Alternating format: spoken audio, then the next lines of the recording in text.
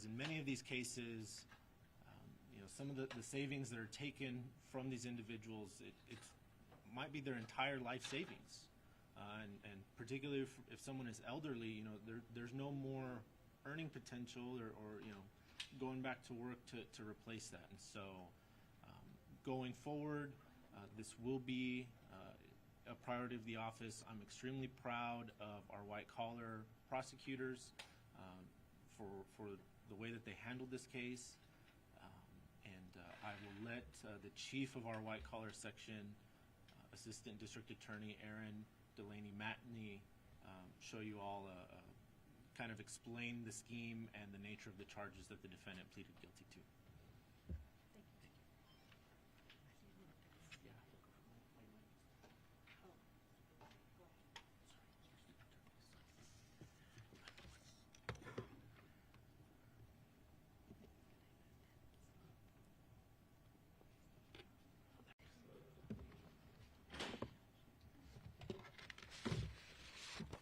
Well, good morning. Thank you for being here and helping us draw attention to these types of fraudulent schemes that are going on in the El Paso community. Hopefully we can get the information out to protect the El Paso citizens from criminals like Mr. Dennis here. This is Victor Bernard Dennis. He has been a prolific perpetrator of real estate fraud scams in this community since at least 2017. He is not a licensed real estate agent or licensed to sell real estate in any way. In 2019, our law enforcement partners presented a case in which Dennis was targeting members of the military who needed to sell their homes quickly because they were being relocated out of the El Paso area. He placed signs on the side of the road saying, "We buy your houses as is, we buy fast, I can sell your home, no credit needed," things like that. He had the military members deed their homes to him so that he could then sell them to buyers who theoretically would then pay off the service members' mortgages. Dennis would have the keys to the home, show the homes to the buyers, accept a large down payment in cash or money order from these buyers, and sometimes he would accept down payments from multiple buyers on the same home. The buyers would then sign a contract a contract of sale and then move into these homes, paying Dennis a monthly mortgage payment. Dennis would keep most of these monthly mortgage payments for himself, but occasionally he would forward that monthly mortgage payment onto the original mortgagor, the bank, mostly though to keep that bank at bay and to keep foreclosure at bay so that he could then continue to receive more monthly payments from those buyers and continue his scheme. Eventually, however, the banks did foreclose on most of those homes, evicting the buyer who had sometimes made significant improvements on the home, believing that they owned it, and devastating the credit of these service members across the country now. In that particular case, at least 17 homes were involved and 17 homeowners, and at least 20 buyers involved, and they lost over $324,000. In that case, we charged him in 2019 with 2 counts of theft of property greater than $200,000. 1 count for the actual theft of the real estate, the homes, which were valued at over $2.1 million. And a 2nd count for theft of the cash, the money from the buyers, over $300,000.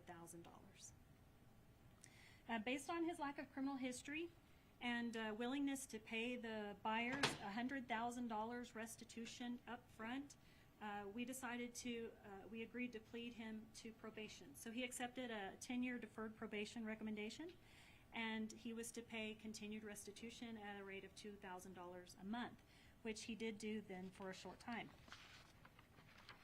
Almost immediately, however, law enforcement then began to investigate him for more complaints, again involving real estate, but with a little different twist. Between 2021 and 2024, Dennis identified unimproved lots out in the county, and those lots were typically owned by deceased individuals or individuals who are out of the state or out of the country, and so they're not really paying much attention to the property. Dennis would prepare warranty deeds, transferring the property into his name or his company's name, and forging the name of the property owners, so they had no idea. Then he would place for sale signs on the lots, and passersby would call and inquire about those properties. Much in the same way as before, he would accept down payments for those properties and monthly mortgage payments, sometimes selling multiple lots to the same person. Also, when he would get a sale, he would prepare a deed of sale to that buyer, forging a notary public, forging their stamp and seal, and then filing it with the district clerk or the county clerk's office. So in that particular scheme, at least 14 lots were involved. Many, many more were advertised on Facebook Marketplace for sale, and at least 32 property owners and buyers were involved, including over $200,000 stolen. So for those particular cases, we charged him with three felony cases, 3 felony indictments, with containing multiple charges of tampering with government record, with intent to harm or defraud, forgery, and theft of property.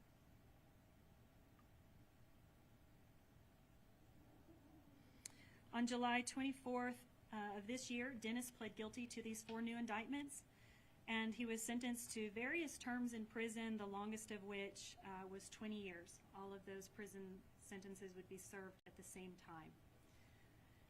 In addition, he agreed to admit on the record his guilt to 15 additional cases involving those same properties out in the county.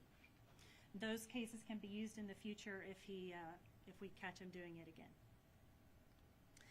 The state also filed a motion to revoke his probation in the 2019 case involving the service members, and he did plead true to that revocation, his guilt to that, and was sentenced to 21 years in prison. Some of the companies that Dennis used to disguise himself and to lend credibility to himself none of them are, they're all fraudulent companies. None of them are legitimate. KV Homes, Legion Investments, Omega Land Trust, Southwest Land Trust, Pinnacle Land Trust, Aztec, and Sandstone.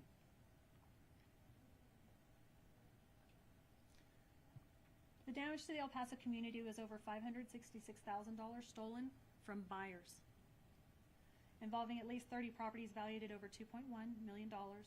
There were at least 8 foreclosures and at least 70 known victims. So what we want the community to know is warning signs that you could be involved in some fraud, that you could be being defrauded. You could be defrauded. Handwritten signs posted on the side of the road or in front of a property, sell your house fast, or for sale, no credit needed, or owner finance, things like that. Something that's not from a legitimate real estate company. Property listed for sale on Facebook Marketplace that is not advertised by a licensed real estate agent. The seller, like Dennis, wants to meet at a postal annex to sign paperwork, or at a UPS store, or even meet at a room at a legitimate title company, but the title company is not really involved. It just looks like they are. The seller, like Dennis, requests to be paid through an app, where he'll give you his account number, where you are to send money monthly. Those are all warning signs that it could be fraud.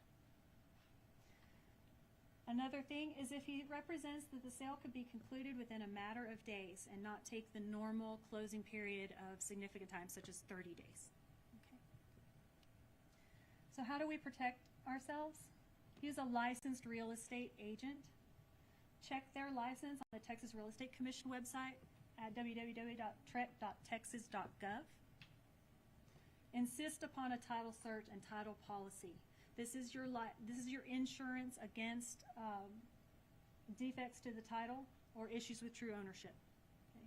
And you can check the title company's license at the Texas Department of Insurance website at www.tdi.texas.gov. Call law enforcement immediately if you suspect wrongdoing. Thank you for your time. Thank you, Erin.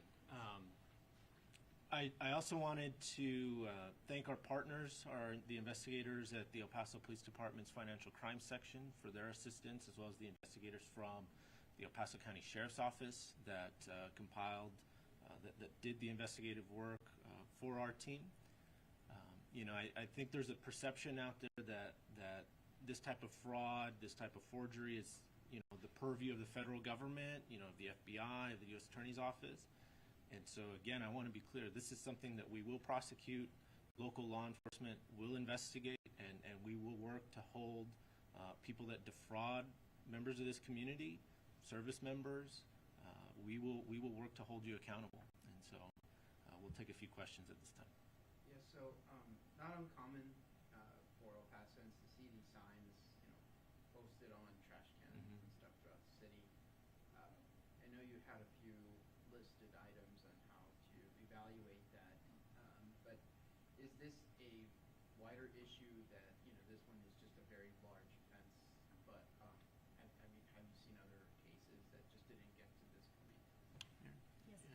Yes, we do know of certain other individuals who are engaging in this same practice, and we also believe that it is spreading across the state for sure. I've heard of it in other states as well. So from discussions with the defendant, Dennis, in this case, we know that he received some coaching on this matter from YouTube videos. So it is a crime that's spreading, and we'll be seeing a lot of it more often. I know that wraparounds consistently been an issue in this area. Yes. Have there been any recent laws, whether federal or state, that have empowered your office to be able to hold these kinds of offenses accountable? Nothing new. The typical or the current crimes on the books are sufficient to handle what we have. So there are regulations for wraparound mortgages. Most of our defendants who do engage in wraparound mortgages they're not satisfying them properly, they're not complying with the rules that are on the books when you do sell a home with a wraparound mortgage. So that is something that we look at as well to show their intent to defraud. Do you guys have stats for how many cases are here in El Paso that you guys normally get every year? We'd have to get back to you on that. We'd have to see how many get presented to our office and then how many we actually end up filing.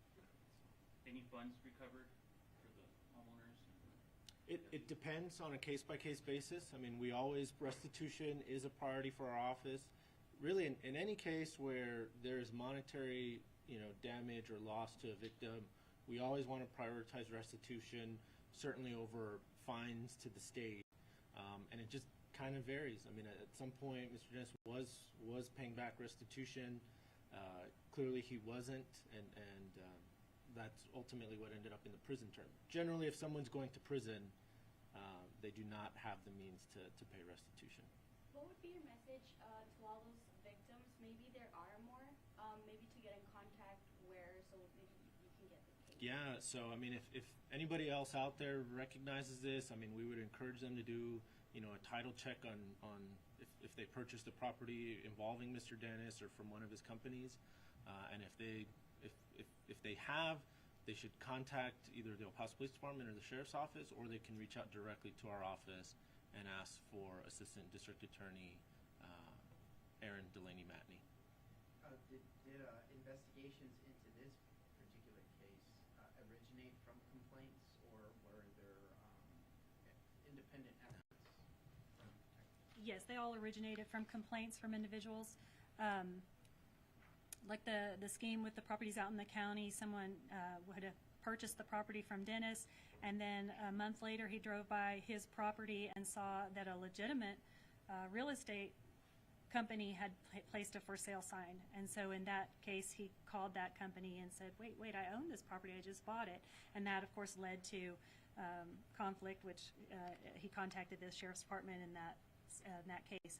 In the original or the earlier case in 2019 involving the service members, the buyers who had stayed in those homes for several years at this point, they'd been in the house 2 or 3, 4 years, when the mortgage company comes knocking to evict them, that's when they said, what's up? I own this house. I've been paying on it for 3, 4 years. And they contacted the law enforcement at that time. So, yeah, they all originate from complaints. You mentioned the red flags for people to see if they are being victims of a fraud, but there's a lot of young guys that want to be real estate agents, and you mentioned this guy was getting all the information on how to do this scam on YouTube. So a lot of guys will be like, hey, you probably see a video that become a real estate agent and fast, get a lot of money.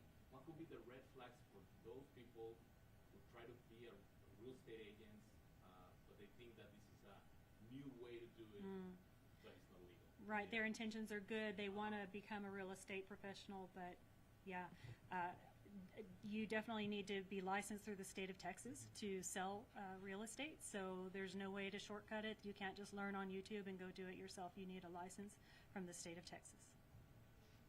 And we would encourage, if somebody's holding themselves out as a realtor, again, verify to make sure that they do in fact have a license.